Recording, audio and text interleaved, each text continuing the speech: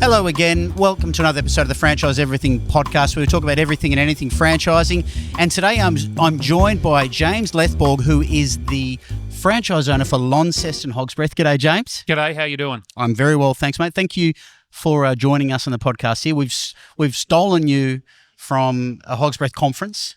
That's why you are dressed. My beautiful attire. Dressed in your best. Yeah. Dressed in your best. We're up here at Airlie Sunday Beach. best. Sunday on a Monday. On a Monday. Are we on a Monday? Yeah, Yes, we are. I forgot know. what day it was.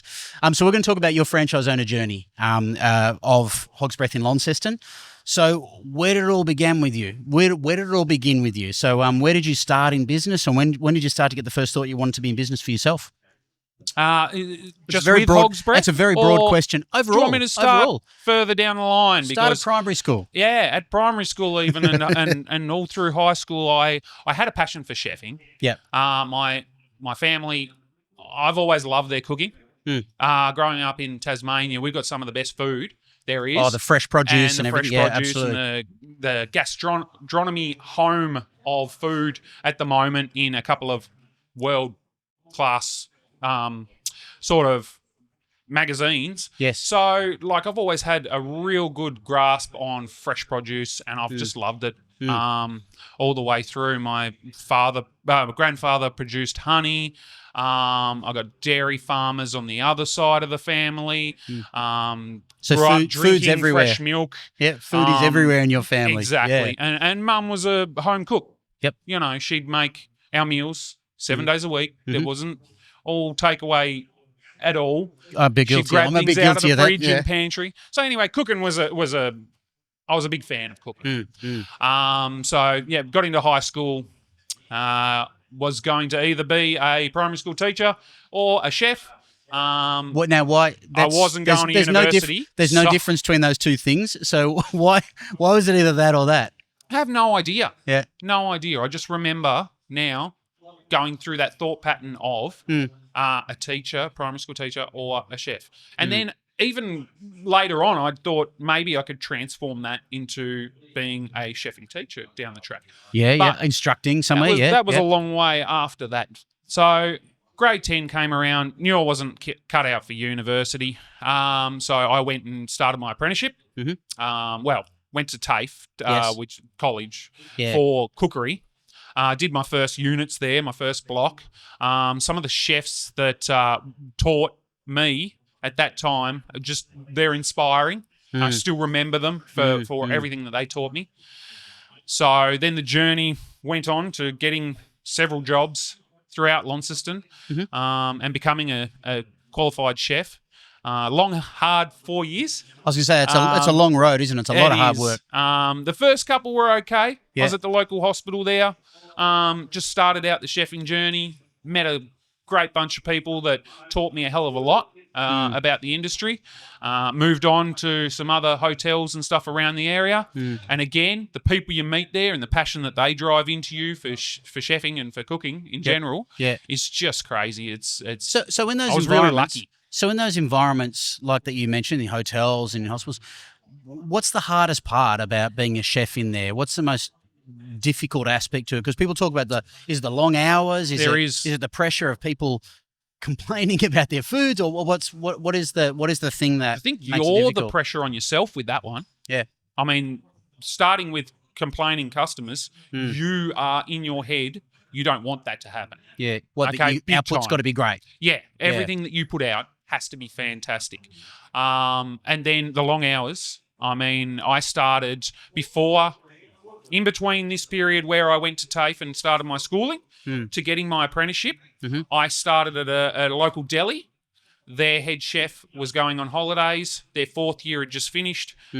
I'd just finished cookery school.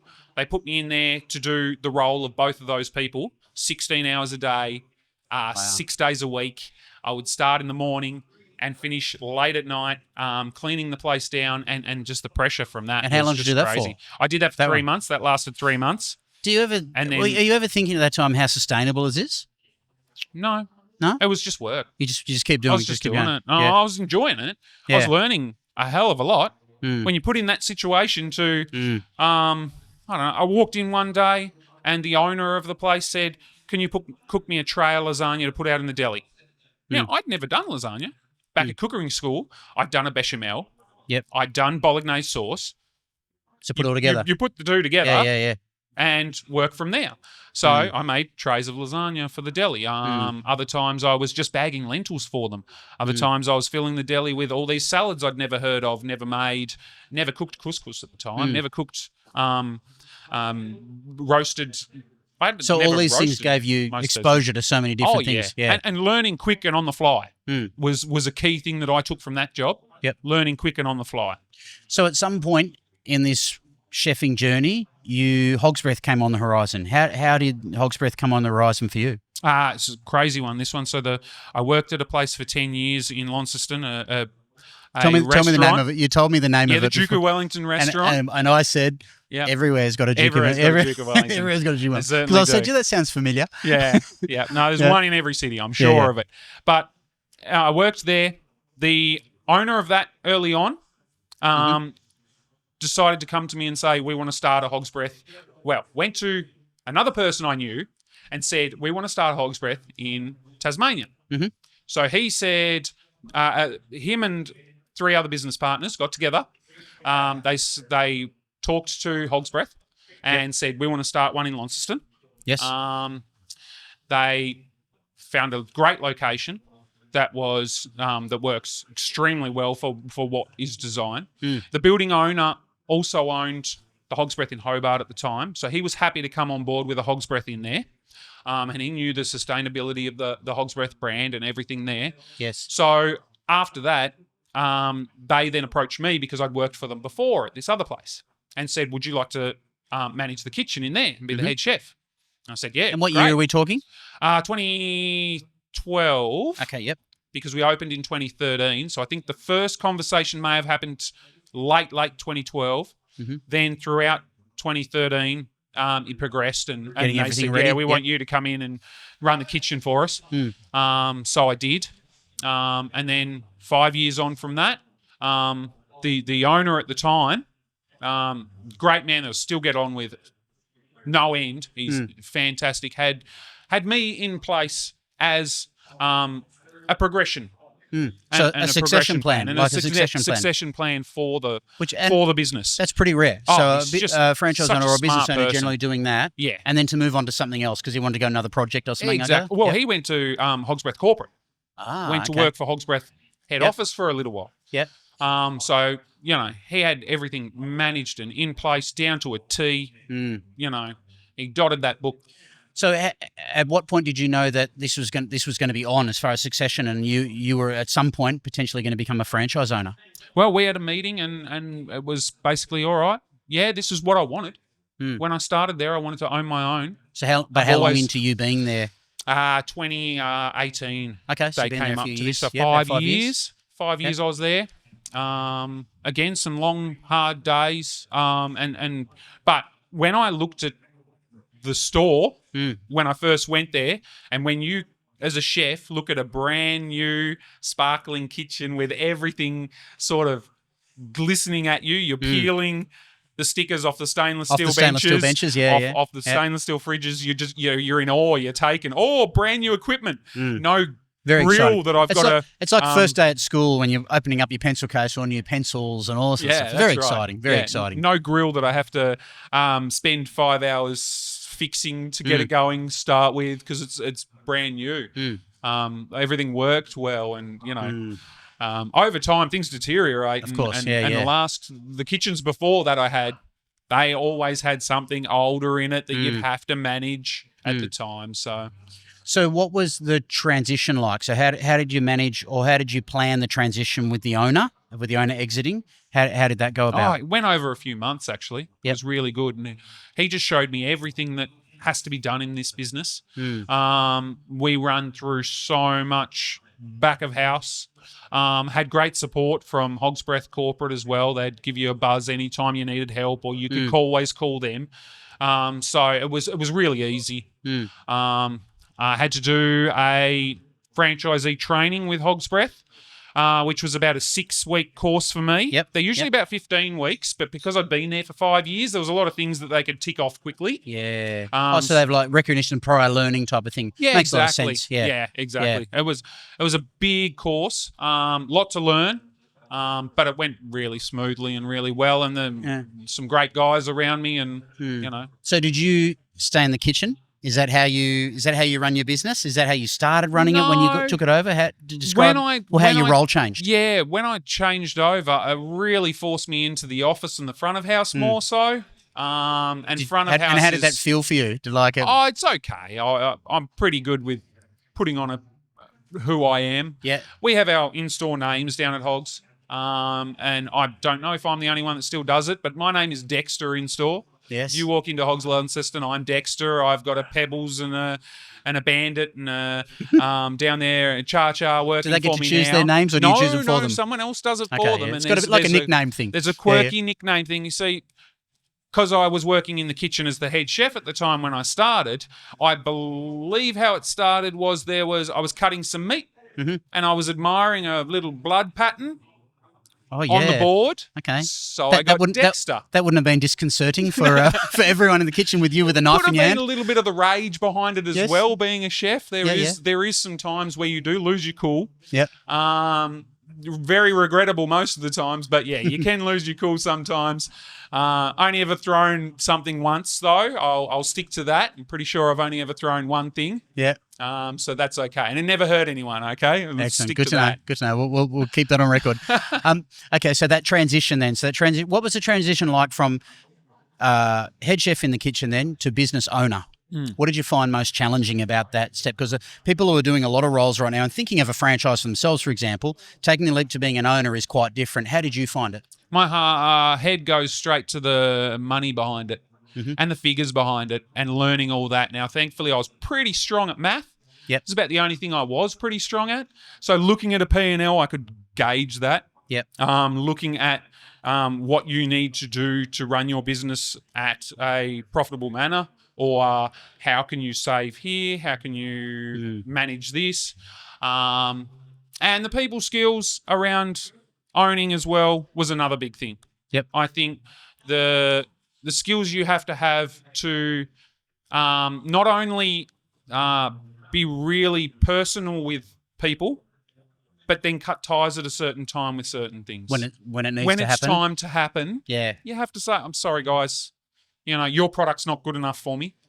You'd be used to that from your head chefing experience, wouldn't you? In the chefing business. I can imagine that, because you've got a lot of products that come in. There's and you have nothing to go, clearer. Hey, mate, what did you send this to me for? Right? Yeah. I don't want that. Yeah. It's terrible. So have you found? Have you missed being fully a part of the kitchen? So your role now, for example, what has been your role most recently? Are you in the kitchen on the tools, or are you mainly sort of managing everything else going on? In between, managing everything in between. Yep. I have found myself in the kitchen, and I love it when I do go back in there. Absolutely love it. It feels like home being in there, and just it's what I know, so it's easy to go back to. Out the front, serving customers now feels quite homely too. It's been so long now coming up to 8 years. It was, I stepped out the front and was behind our MSG area, being the manager out the front, and just guiding staff and running our shifts from day to day. Yeah. But it's all people management. It's all people management, whether it's the customer or the staff. Yeah. That's huge. Yeah. People management. Yeah. So, and you never truly get used to it either. No, I can imagine, because people change. I was going to say people change, and you also, when you think you've got it down pat, then you get a challenge that you think, I haven't come across this before. I can imagine this problem or this challenge, this type of person, maybe. Yeah. So, you as I said, go back onto your day to day. What does your normal day look like? So, in running, because people wouldn't have any idea, a casual dining restaurant. So, what does your day look like? Do you start it early? Do you always finish late? How do you run it? I run it 10 to 10. Yep. Okay. Basically, a restaurant like this one is 10 to 10. Yep. Now, you've got your gaps in between that you can manage. It actually came about from family. So I have 3 boys. Yep. I was going to say young boys, but they're definitely not young anymore. Not My young oldest anymore? is 21. Yeah, they get away from you. Those years get away from you. Yeah. But when I was chefing when I'm doing work, 10 to 10 works.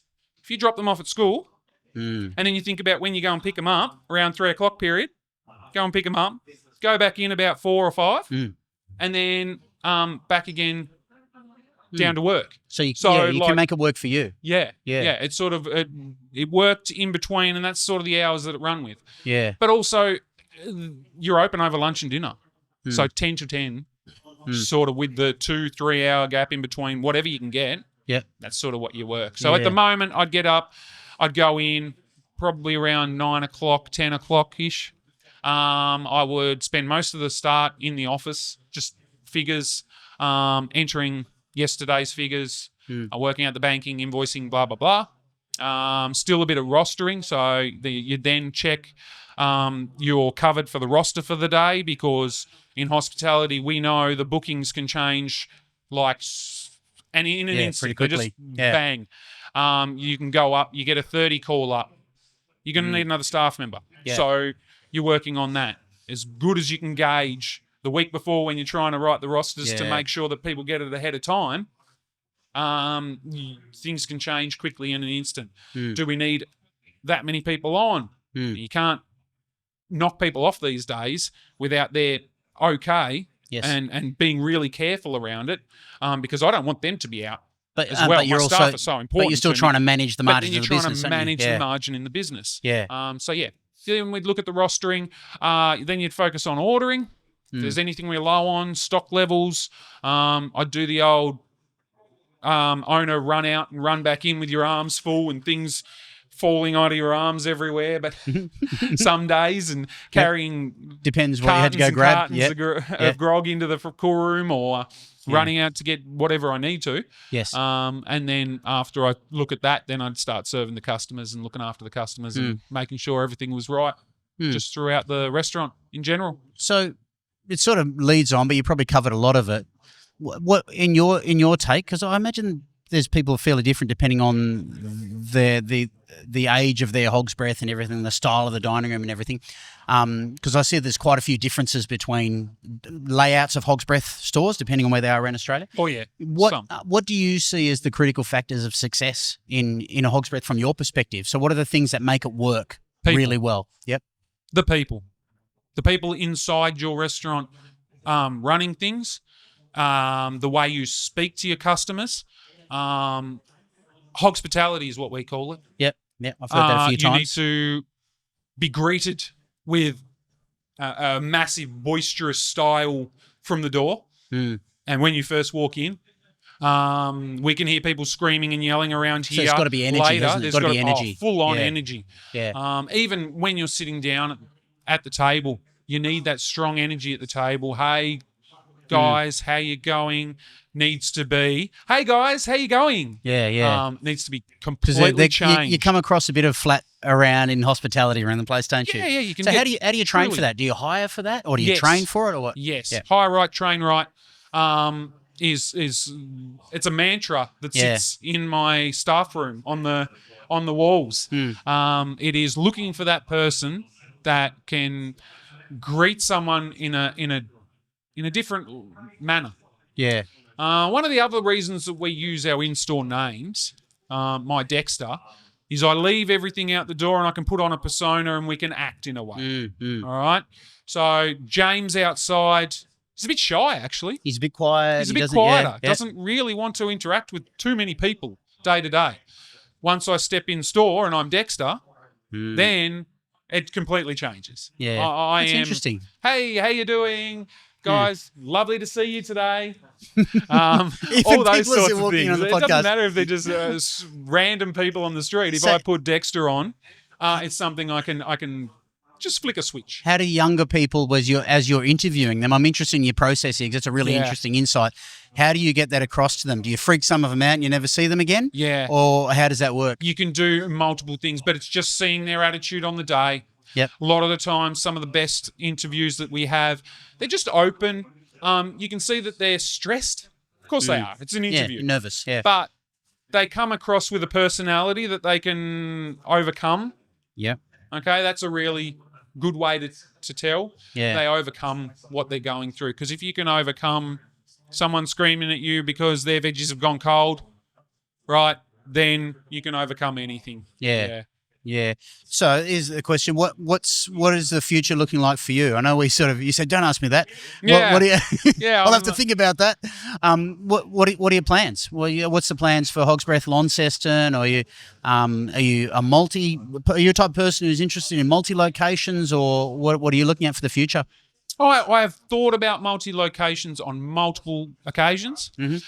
I would still be very keen on getting into multi-locations with Hogs Breath. Down the line, I mean, like most people, you just want to be a billionaire. So how do you get there? Don't we all? Exactly. I'm sure there's ChatGPT will tell you how to do it. Exactly. Yeah. Well, I could just ask how to implement them. it is a whole other thing. But yeah. So for now, hard work to get me across the line to getting more places. Managing more people, managing more hospitality businesses in any form is what I'm looking at now. Taking myself to that next level of managing.